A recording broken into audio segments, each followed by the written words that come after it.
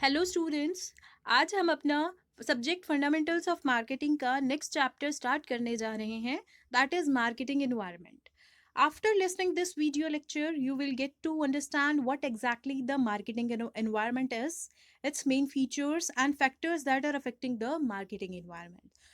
So learners, without wasting much of your time, let's start with the topic. What is the meaning of marketing environment? Marketing environment क्या होता है? सबसे पहले environment क्या होता है? इन्वायरमेंट का मतलब क्या होता है? Environment means everything that surrounds the organisation. अब सोसाइटी में हमारी ऑर्गेनाइजेशन जो है वो एस्टैब्लिश है, तो उसका जो भी इंटरनल एज वेल एज जो भी एक्सटर्नल इन्वायरमेंट होगा वो कहीं ना कहीं मार्केटिंग की एक्टिविटीज़ को जो है फर्म की एक्टिविटीज़ को अफेक्ट करेगा. सो अब मार्केट में कंट्रोलेबल एंड अनकंट्रोलेबल फैक्टर्स दोनों होते हैं जो मार्केटिंग एक्टिविटीज को अफेक्ट करते हैं. ठीक है, एक वो फैक्टर्स जिनको कंट्रोल आसानी से किया जा सकता है, जो within the control of the organisation होते हैं, और कुछ ऐसे फैक्टर्स होते हैं जो अनकंट्रोलेबल हैं, जिनके ऊपर हम कह सकते हैं कि जिनको कंट्रोल करना ईजी नहीं होता किसी भी ऑर्गेनाइजेशन के लिए. वो जो डिफरेंट चेंजेस आते हैं उनकी नेगेटिव इम्पैक्ट भी होते हैं, पॉजिटिव इम्पैक्ट भी होते हैं. अगर नेगेटिव इम्पैक्ट भी होते हैं तो हमें उन नेगेटिव इम्पैक्ट को किस तरीके से हैंडल करना है इस बारे में फर्म को पहले ही सोच लेना चाहिए. ठीक है, अब हम कह सकते हैं to be successful in the marketing there is a need to monitor the environment changes accordingly. अब अगर organisation time to time monitor नहीं करेगी, टाइम टू टाइम रिसर्च नहीं करेगी अबाउट वेरियस चेंजेस, तो वो सक्सेसफुल नहीं हो पाएगी. सो सक्सेसफुल होने के लिए उसको इन्वायरमेंट को मॉनिटर करना बहुत ज़्यादा ज़रूरी हो जाता है किसी भी फर्म के लिए या मार्केटर के लिए. So in conclusion we can say that marketing environment combination होता है इंटरनल और एक्सटर्नल फोर्सेस का, जो एक फर्म की मार्केटिंग स्ट्रैटेजीज को अफेक्ट करती है. और मार्केटिंग फर्म्स जो है basically they should make plans और स्ट्रैटेजीज सो फ्लेक्सिबल. उनको अपना जो भी प्लान्स या स्ट्रैटेजीज या प्रोग्राम्स या प्रोसीजर्स जो भी बनाए हैं रिगार्डिंग द मार्केटिंग एक्टिविटीज, वो इतने फ्लेक्सिबल होने चाहिए ताकि जो ये चेंजेस होते हैं ये उनमें एडजस्ट कर सके, उन प्लान्स में एडजस्ट कर सके.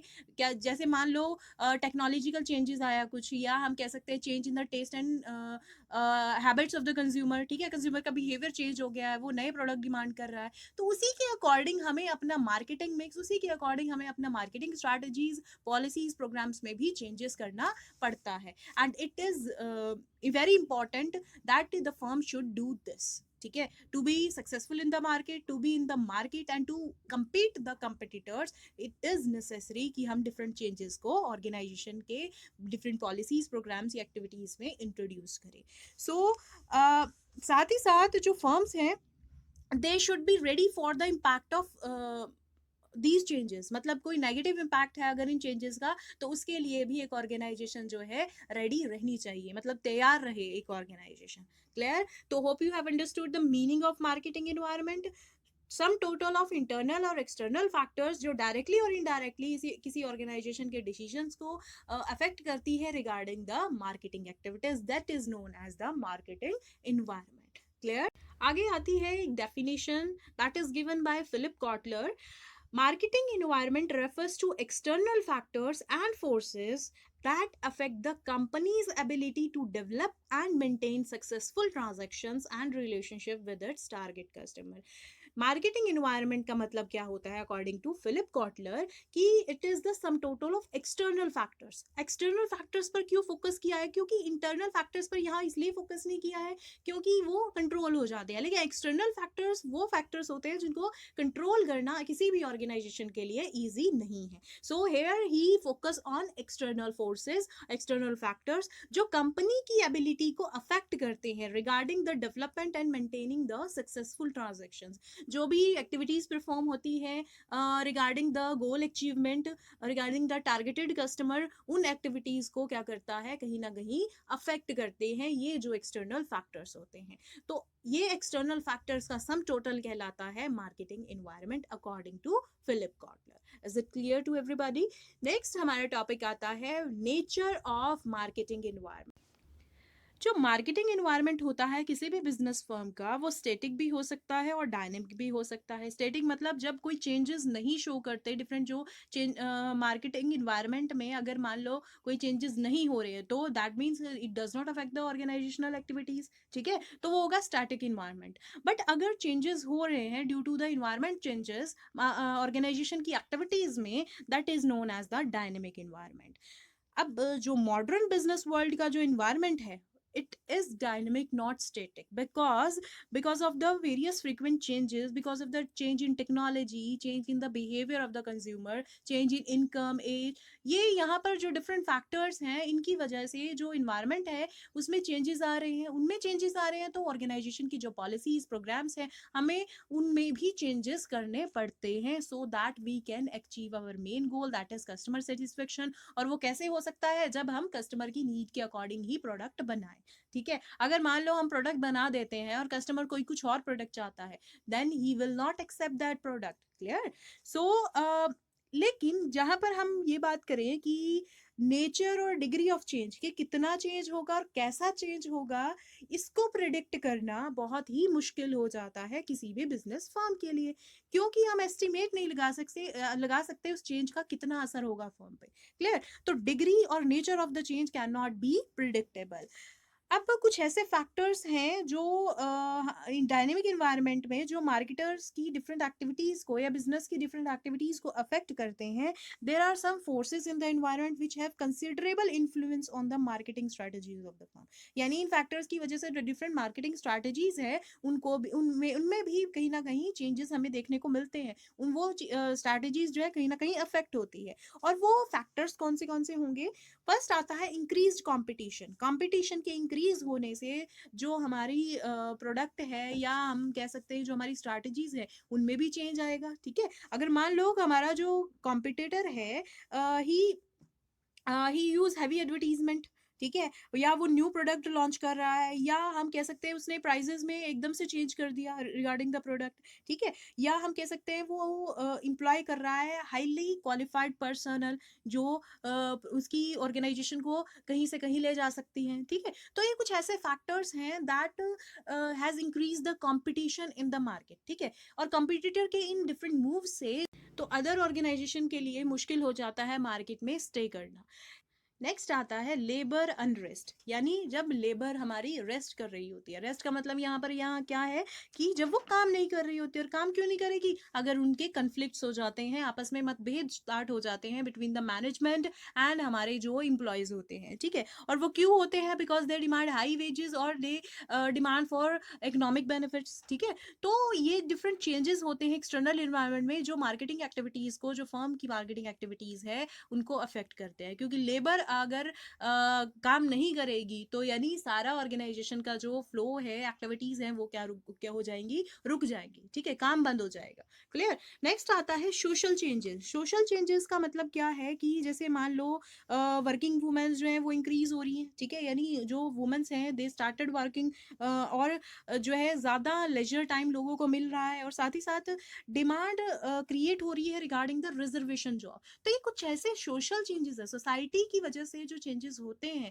सोशल चेंजेस उनको बोलते हैं। तो सोशल चेंजेस का भी इम्पैक्ट ऑर्गेनाइजेशन की एक्टिविटीज पर पड़ता है, क्लियर। नेक्स्ट आता है टेक्नोलॉजिकल चेंजेस। टेक्नोलॉजिकल चेंजेस यानी automatic, computerised and remote operated high tech production techniques जो है वो यूज की जाती हैं ऑर्गेनाइजेशन में, जिनकी वजह से ऐसे कुछ लोग, ऐसे कुछ लेबर, हमारा पोर्शन, जो ये चीज़ हाईली टेक्निकल, या हम उनको मशीन्स ऑपरेट नहीं करनी आती, ऑटोमेटिक मशीन्स, तो they basically they don't accept that changes, ठीक है। तो उनको एक्सेप्ट कराना, ठीक है, और उन चेंजेस, उन डिफरेंट जो ट्रेनिंग्स हैं उनको प्रोवाइड करना, या हम कह सकते हैं कि इन टेक्नोलॉजिकल चेंजेस की वजह से जो एक्टिविटीज़ है, मेन फोकस जो एक्टिविटीज़ पर होता है रिगार्डिंग द कस्टमर, तो वो रुक जाती है, ठीक है, उनको वो कहीं ना कहीं अफेक्ट होती हैं। अब टेक्नोलॉजी में कोई चेंज आया, अब हम लेबर को समझाएंगे, उसको ट्रेनिंग देंगे, या एक्टिविटीज पर ध्यान देंगे, ठीक है। तो यहाँ पर बेसिकली इन चीज़ों पर अफेक्ट होता है due to the technological changes. Next आता है लास्ट चेंज इन फैशन, यानी कंज्यूमर की टेस्ट और प्रेफरेंसेस में चेंजेस, या अगर उनके टेस्ट या प्रेफरेंसेस में चेंजेस आए तो हमें प्रोडक्ट भी उन्हीं के हिसाब से बनाना पड़ेगा। हम खुद का बनाया हुआ प्रोडक्ट उनको बेच नहीं सकते, क्योंकि ये क्या है, मॉडर्न वर्ल्ड है जहां पर कंज्यूमर को किंग ऑफ द मार्केट कहा जाता है। वो चाहेगा तो आप एग्जिस्ट भी कर पाओगे मार्केट में, अगर वो नहीं चाहेगा तो आप जो है आपकी जो ग्रोथ है वो बिल्कुल ही कम भी हो सकती है। क्लियर? तो उसको सेटिस्फाई करना बहुत ज़रूरी है। तो उसकी सेटिस्फैक्शन के लिए यानी हमें उसको सर्च करना होगा, यानी उसकी नीड्स और प्रेफरेंसेस को कंटिन्यूटी पे एक तरीके से मॉनिटर करना होगा। Is it clear? तो that's all about the nature of marketing environment. Next topic आता है हमारा फैक्टर्स अफेक्टिंग मार्केटिंग एनवायरनमेंट, या हम कह सकते हैं कंपोनेंट्स ऑफ मार्केटिंग एनवायरनमेंट।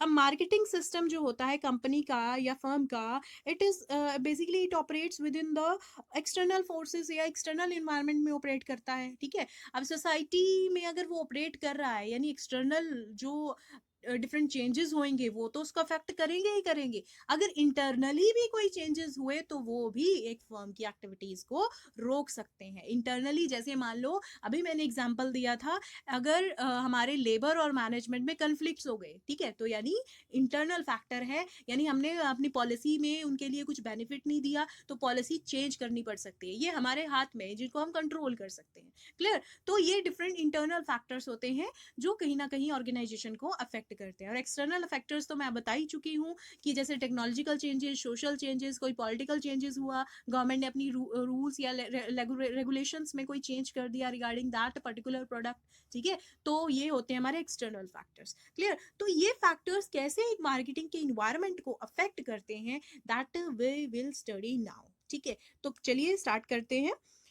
अब मार्केटिंग एनवायरनमेंट में दो इन्वायरमेंट होते हैं, internal environment and external environment. Internal environment को कंट्रोलेबल फैक्टर्स, अगर हम फैक्टर्स की बात करें तो यानी मार्केटिंग इन्वायरमेंट को जो फैक्टर्स अफेक्ट करते हैं, तो सबसे पहले है कंट्रोलेबल फैक्टर्स, यानी तो वो फैक्टर्स जिनको एक ऑर्गेनाइजेशन कंट्रोल कर सकती है and that are internally situated within the organisation, हम कह सकते हैं उन फैक्टर्स को बोलते हैं कंट्रोलेबल फैक्टर्स। या उस इन्वायरमेंट को जो इंटरनल इन्वायरमेंट होता है ऑर्गेनाइजेशन का, विद इन दैट ऑर्गेनाइजेशन होता है, तो इसको बोलते हैं इंटरनल इन्वायरमेंट।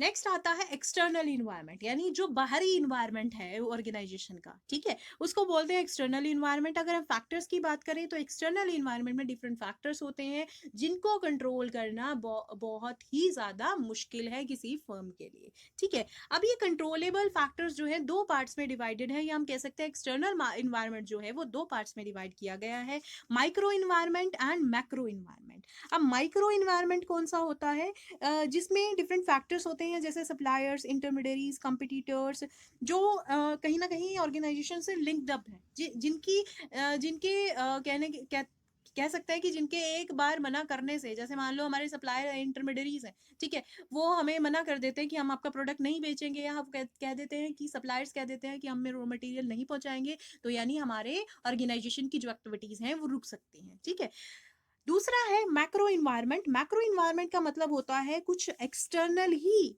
इन्वायरमेंट के जो फैक्टर्स होते हैं, जैसे demographic changes, economic, political, legal, technological, social and cultural, ये कुछ ऐसे फैक्टर्स होते हैं that are external to environment. ठीक है, जो इनडायरेक्ट तरीके से अफेक्ट करते हैं ऑर्गेनाइजेशन को, इसीलिए इनको बोलते हैं मैक्रो इन्वायरमेंट। ठीक है, अब हम सबसे पहले बात करेंगे माइक्रो इन्वायरमेंट के बारे में। मैक्रो के बारे में मैं नेक्स्ट वीडियो में आपको डिटेल में बताऊंगी। तो सबसे पहले करेंगे माइक्रो इन्वायरमेंट। अब माइक्रो मार्केटिंग इन्वायरमेंट क्या होता है?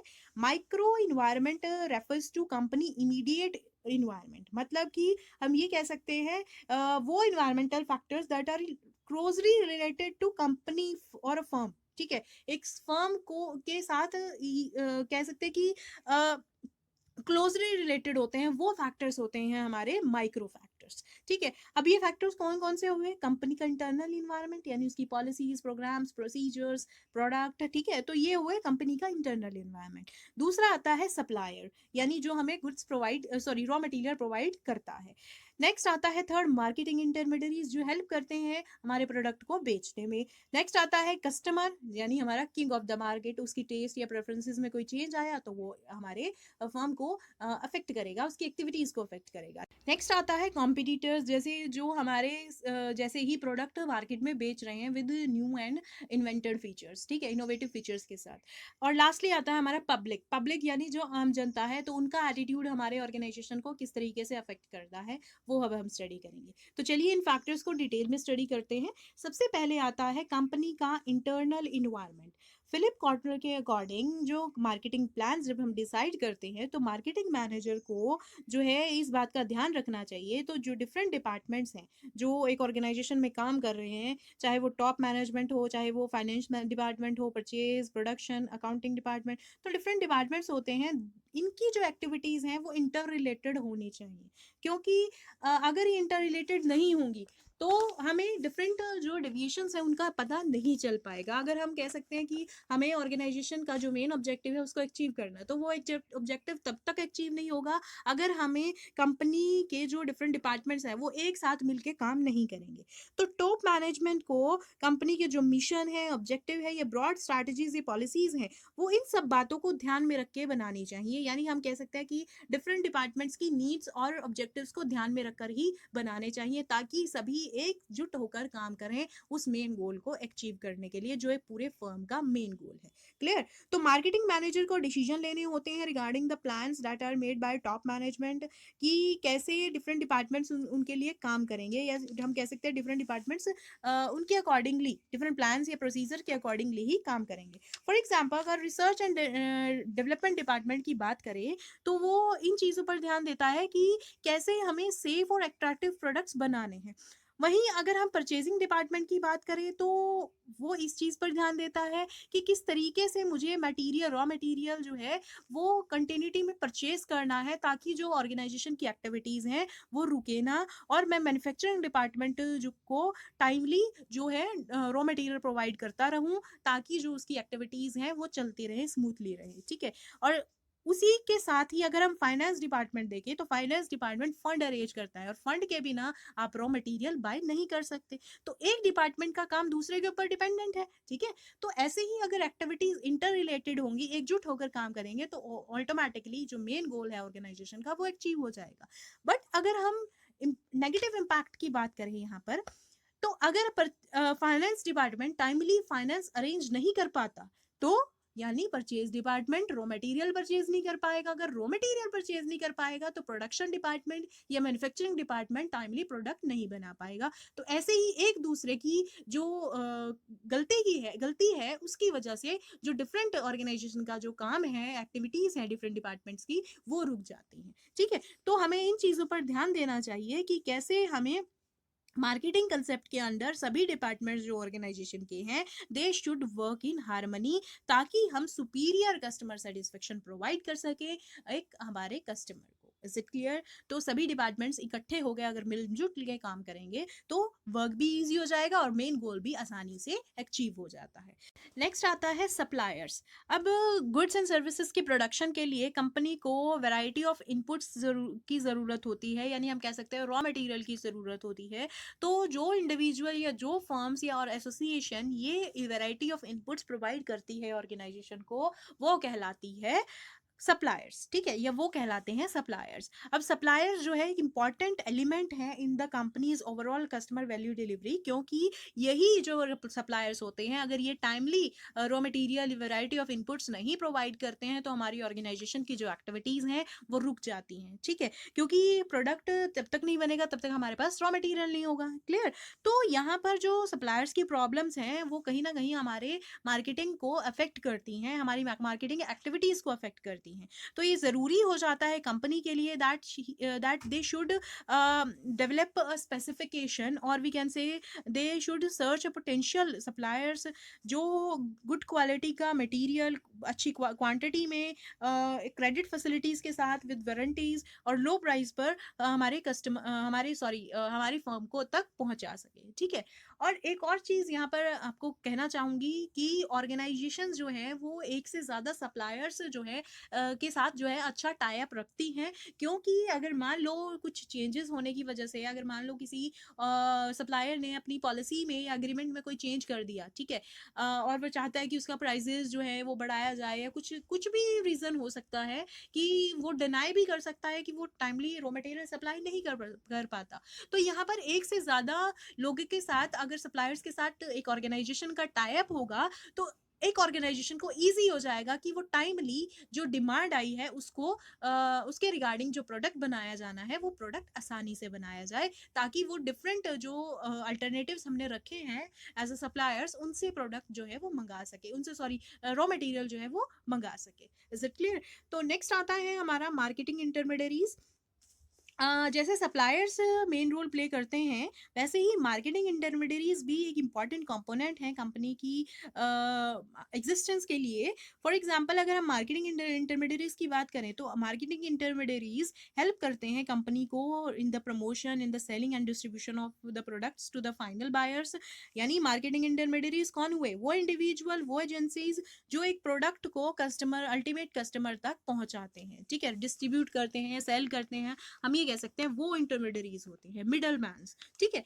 तो इसमें कौन कौन आएंगे? जैसे रीसेलर आता है, फिजिकल डिस्ट्रीब्यूशन फर्म्स आ सकती हैं। रीसेलर कौन होते हैं? होलसेलर या रिटेलर्स, जो गुड्स को बाय करते हैं और सेल करते हैं टू द अल्टीमेट कस्टमर, ठीक है। और कुछ फिजिकल डिस्ट्रीब्यूशन फर्म्स आती हैं, जैसे transport agencies, warehousing agencies, shipping companies, purchase agents, ठीक है। ये हेल्प करती है ऑर्गेनाइजेशंस को in the distribution of goods and services to the ultimate customer, ठीक है। और आती है इसमें मार्केटिंग सर्विस एजेंसीज। इसमें आएंगी media firms, advertising agencies, market research agencies, marketing consultancy firms. ये क्या करती हैं? प्रोडक्ट के रिगार्डिंग इंफॉर्मेशन पहुंचाती हैं टू द अल्टीमेट कस्टमर, कि एक कंपनी है और ये प्रोडक्ट बना रही है, ये उसके यूजेस हैं, ये उसके फीचर्स हैं, ये क्वालिटी है, ये क्वांटिटी मिलेगी, ये प्राइस है। तो डिफरेंट जो इंफॉर्मेशन है regarding that particular product of the company, वो कंज्यूमर तक पहुंचाना किनका काम है? मार्केटिंग सर्विस एजेंसीज का। तो ये इंटरमीडियरीज जो है बहुत ही इंपॉर्टेंट है,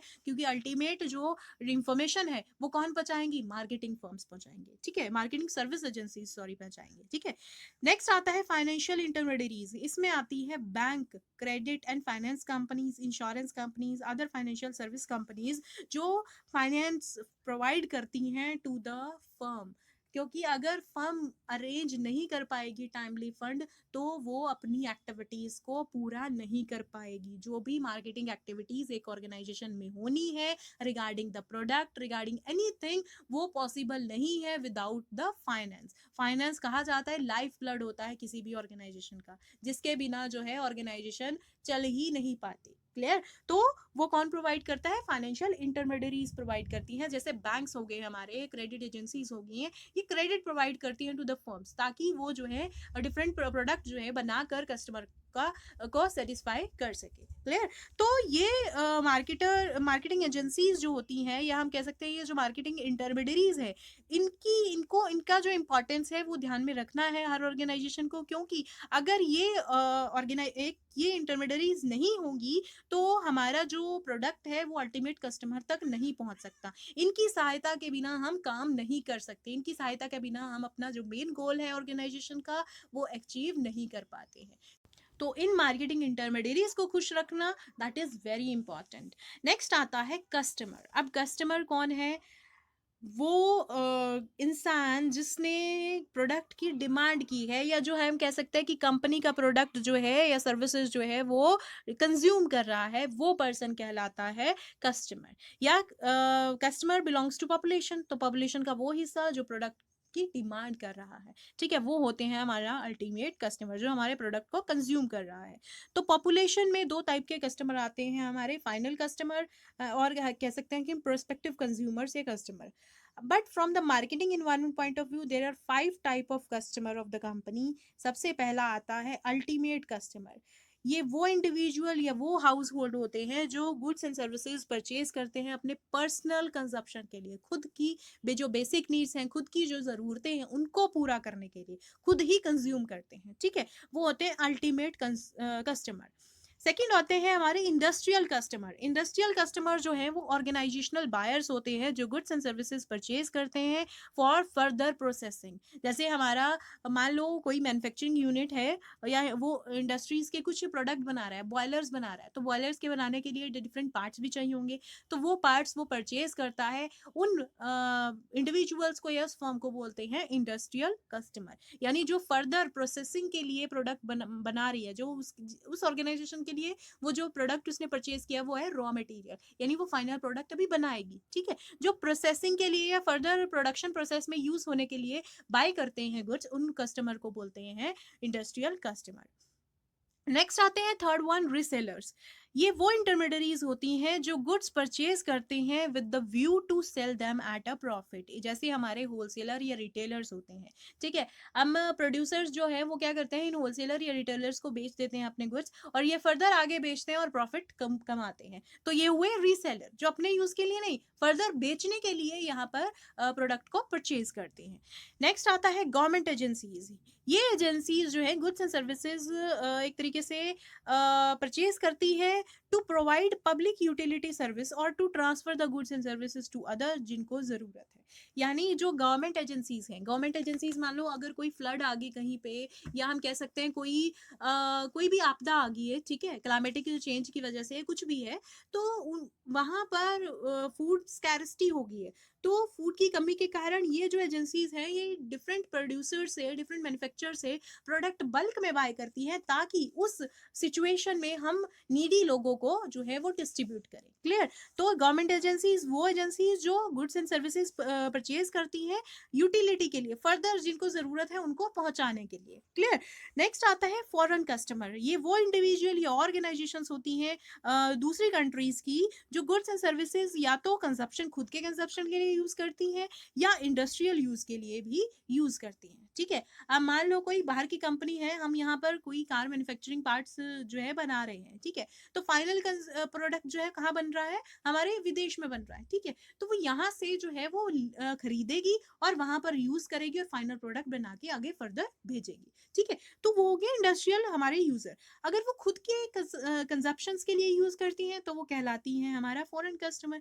खुद के कंजप्शन के लिए या इंडस्ट्रियल यूज के लिए जो भी हमारा बाहर का कोई भी पर्सन है, अब्रॉड का कोई भी पर्सन है, अगर वो परचेज करता है तो वो कहलाता है फॉरेन कस्टमर। और ये कस्टमर जो है अल्टीमेट कस्टमर भी हो सकते हैं, इंडस्ट्रियल कस्टमर भी हो सकते हैं, रिसेलर हो सकता है, गवर्नमेंट एजेंसीज भी हो सकती है। दूसरे कंट्रीज की गवर्नमेंट एजेंसीज क्या करेंगी, यहाँ से बाय कर सकती हैं ताकि अपने लोगों को जो टाइमली प्रोडक्ट या फूड जो है वो नीडी पर्सन को पहुंचा सके। क्लियर?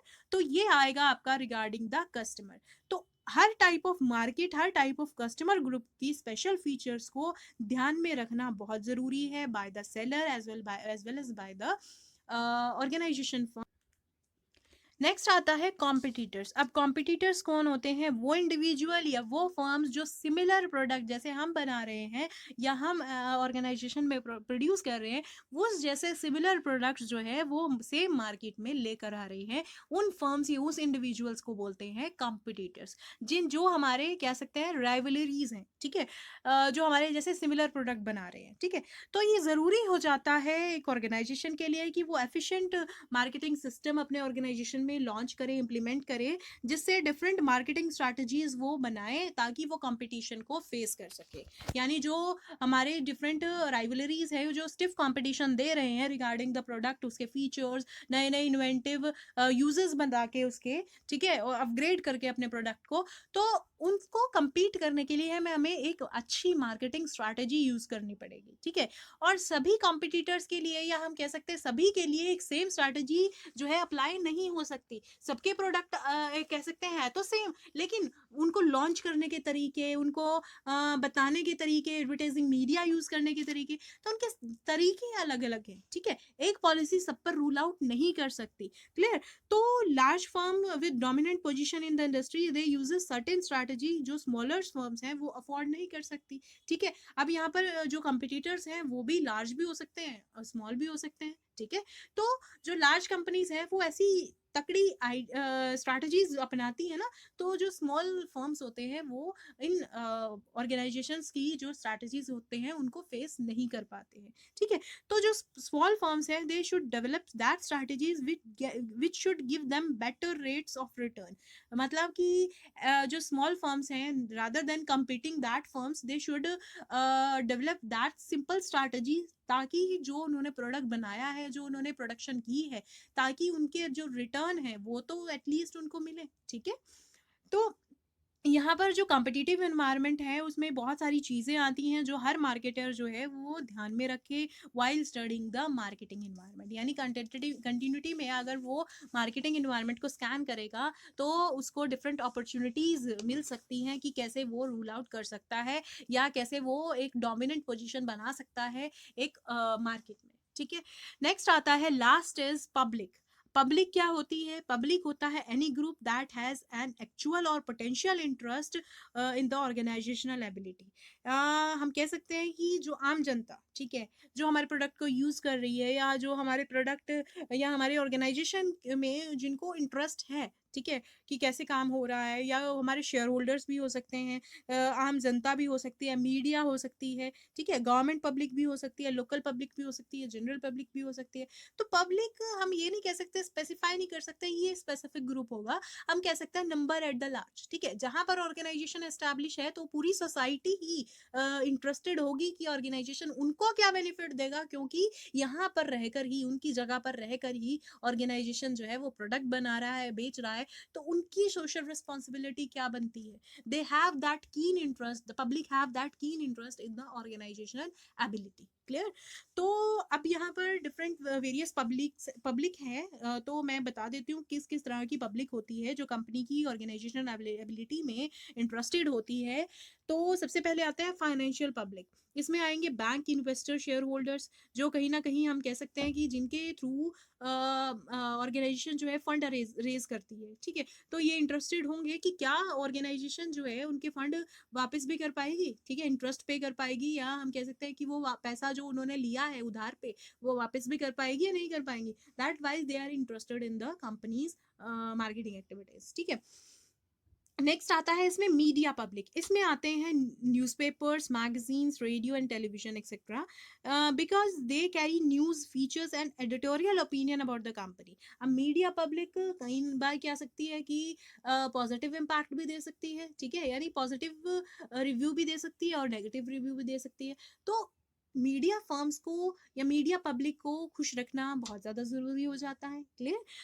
नेक्स्ट आती है गवर्नमेंट पब्लिक। गवर्नमेंट पब्लिक में आते हैं गवर्नमेंट डिपार्टमेंट्स या एजेंसीज। अब मार्केटर्स को जो है डिफरेंट लॉयर्स या एक्सपर्ट से कंसल्ट करना पड़ता है regarding the issue of product safety, और एडवर्टीजमेंट जो है वो दे रहे हैं रिगार्डिंग द प्रोडक्ट वो सच्ची है या झूठी है, ठीक है। और कुछ ऐसे मैटर्स होते हैं जहाँ पर ऑर्गेनाइजेशन को इन डिफरेंट लॉयर्स से या जो डिफरेंट सेक्रेटरीज होते हैं, एक्सपर्ट्स होते हैं, उनसे कंसल्ट करना पड़ता है, ठीक है। तो गवर्नमेंट के जो ऑफिशियल्स हैं उनको भी, उनका भी बेसिकली यहाँ पर कह सकते हैं कि they have the keen interest in the companies activities. Next आता है सिटीजन एक्शन पब्लिक। इसमें आते हैं consumer organization, minority groups, environmental groups and other. अब सिटीजन एक्शन मतलब कि जो हम कह सकते हैं कि अगर कंज्यूमर के साथ कुछ गलत होता है, they stand up with the consumer to support them, ठीक है। तो ये कंज्यूमर ऑर्गेनाइजेशंस जो हैं या माइनॉरिटी ग्रुप्स हैं, इन्वायरमेंटल ग्रुप्स हैं, तो they have the interest in the organization activities. जो कंपनी का पब्लिक रिलेशन डिपार्टमेंट होता है they should remain in touch with these groups, minority groups और कंज्यूमर ऑर्गेनाइजेशन, ताकि जो उनकी जो डिफरेंट क्वेरीज हैं वो टाइमली हैंडल आउट कर सकें या टाइमली सॉल्व आउट कर सकें, ठीक है। नेक्स्ट आता है इंटरनल पब्लिक। इंटरनल पब्लिक में आते हैं हमारे मैनेजर्स, वर्कर्स और other employees of the companies. अब यहाँ पर जो लार्ज कंपनीज है वो न्यूज़ लेटर्स या अदर मीन्स ऑफ कम्युनिकेशन जो है वो यूज़ करती है टू इन्फॉर्म और to motivate the internal general public that is means managers को या वर्कर्स को या एम्प्लॉयज़ को मोटिवेट करती है रिगार्डिंग वेरियस इंसेंटिव्स, ठीक है। तो यहाँ पर अगर एम्प्लॉयज़ जो हैं they feel good about the company, ठीक है, they have the positive attitude about the company, तो वो बाहर के लोगों को भी यही बताएंगे। क्लियर? तो इन पब्लिक को कह सकते हैं कि हमें ऑर्गेनाइजेशन से जोड़ के रखना है by providing them various benefits. Clear? Next आता है लोकल पब्लिक। लोकल पब्लिक में आती हैं हमारे जो नेबरहुड रेजिडेंट्स हैं, ये कम्युनिटी ऑर्गेनाइजेशंस हैं। जो लार्ज कंपनीज होती हैं generally they appoint a community relation officer, जिसका हम पीआरओ भी बोलते हैं। जो पीआरओ है, पब्लिक रिलेशन ऑफिसर, वो डील करता है डिफरेंट कम्युनिटीज से, और वो मीटिंग्स भी अटेंड करता है, उनके क्वेश्चंस के आंसर्स भी देता है। हम कह सकते हैं कि जो डिफरेंट पब्लिक कॉजेज होते हैं उनमें भी कंट्रीब्यूट करता है। नेक्स्ट आता है जनरल पब्लिक, यानी आम जनता जो है, जो बेसिकली हम कह सकते हैं जिनका एटीट्यूड जो हमारे प्रोडक्ट या सर्विसेज हैं जो कंपनी ऑफर कर रही है उनकी तरफ कैसा है, हमें ये जानना बहुत ज़रूरी है, ठीक है। क्योंकि पब्लिक इमेज जो है कंपनी की, वो कहीं ना कहीं हमारी जो सेल है उसको अफेक्ट करेगी। अगर सेल हमारी इंक्रीज नहीं होगी तो प्रॉफिट नहीं कमाएगी ऑर्गेनाइजेशन, तो प्रॉफिट नहीं कमाएगी तो एग्जिस्ट भी नहीं कर पाएगी मार्केट में। तो इट्स वेरी इंपॉर्टेंट कि हमें जनरल पब्लिक का एटीट्यूड क्या है towards our product and services जो एक कंपनी प्रोवाइड कर रही है, वो जानना बहुत ज़्यादा ज़रूरी हो जाता है। So the company should prepare a marketing plan जो इन मेजर पब्लिक को सेटिस्फाई करे। Company should design attractive offer to get the response from the public. तो public relation certainly broadens the marketing operation. तो इनको ध्यान में रखना बहुत ही ज़्यादा ज़रूरी हो जाता है किसी भी मार्केटिंग फर्म के लिए, ठीक है। यानी अगर आपकी आम जनता यानी आपकी जो पब्लिक है अगर वो खुश नहीं होगी तो आप एग्जिस्ट भी नहीं कर पाओगे मार्केट में। Is it clear? So that's all about the micro environmental factors. Macro marketing environment के जो डिफरेंट फैक्टर्स हैं वो हम नेक्स्ट वीडियो में डिस्कस आउट करेंगे। So see you in the next upload. Bye bye, thank you so much.